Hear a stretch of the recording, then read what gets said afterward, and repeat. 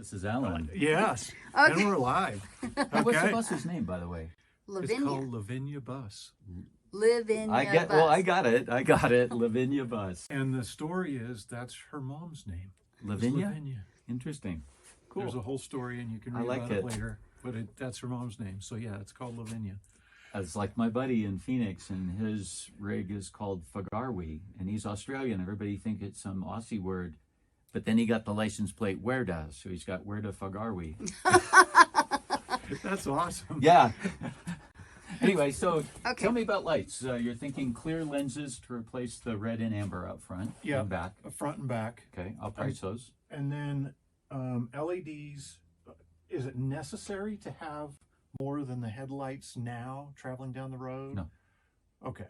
Then those are good to go. They're Should we- totally legal, and They're legal. They're I good. just Halogen. everybody talks about how you can't see far enough out, and I'm like, okay, whatever, you know.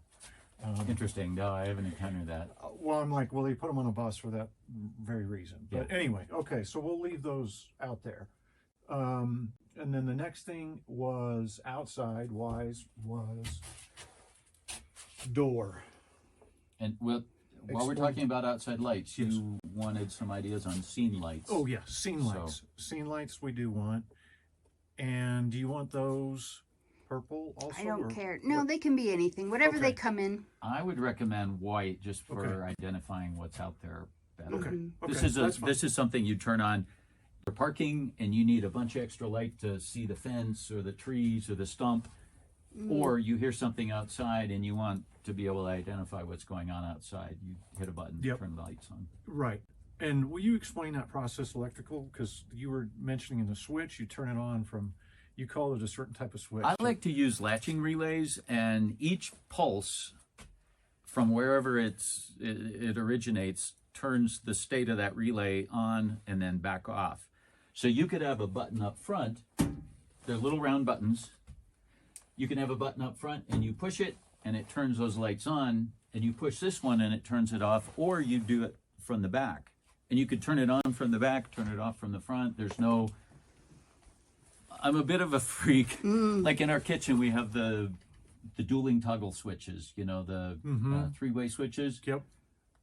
I like the one by the stove to be up when it's on and down when it's off. And when I walk in and it's down but the lights are on, it's because the other switch is switched. And it sounds really stupid, but I'm a bit anal about that, because I like knowing I flip the switch up and the light comes on. And so those are nice because it doesn't change. It just, Right. you push the button, something happens, push it again, and it turns off. It's Yeah. an option. no, I do like using those. I like that too. Do you like that? I You like good it. with that? Super Okay. reliable. You're going Okay. to have a relay anyway, and that way you could have a button down there, a button here. It could almost be like a panic button. Have a few around where you touch that, and if the outside lights are off, they'll come on. That's awesome. So- Let's Okay.